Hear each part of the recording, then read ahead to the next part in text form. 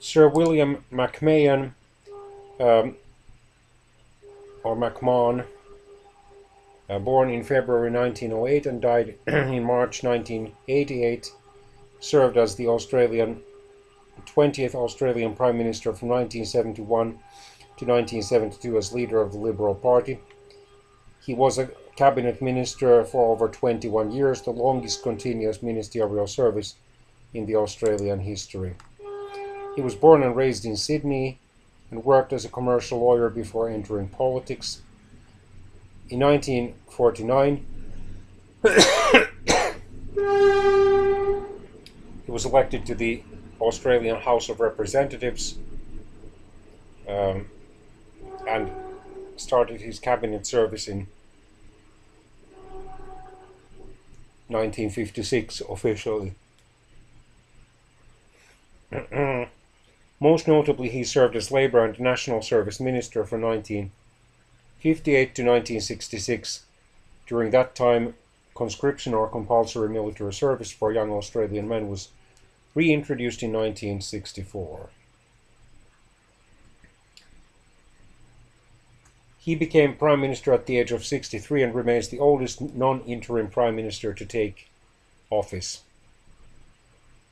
He continued many of the policies of his immediate predecessors, such as the phased withdrawal of Australian troops from Vietnam. In its final year, it faced high inflation and unemployment and was defeated by Gough Whitlam's Labour Party at the 1972 federal parliamentary elections. Until 1982, McMahon did remain in the Australian House of Representatives as a backbencher. Many Australian political scientists and historians have described McMahon as one of Australia's worst prime ministers. However, his immediate successor, Gough Whitlam, acknowledged him as an extraordinarily skillful, resourceful, and tenacious politician. In retirement, he devoted much of his time to working on his memoirs, which he planned to title A Liberal View. 6 publishers, however, rejected the memoirs. In his final years, he underwent a series of operations related to skin cancer, dying in his sleep at St. Luke's Private Hospital, Potts Point, in March 1988. In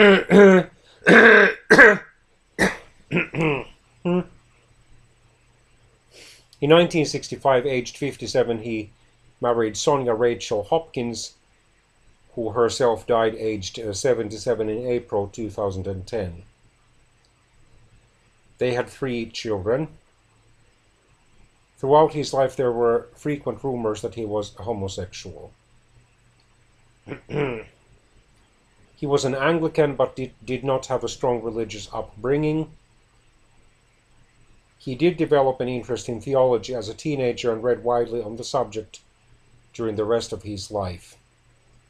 He was one of the few contemporary politicians in Australia to speak publicly on the connection between their religious and political beliefs.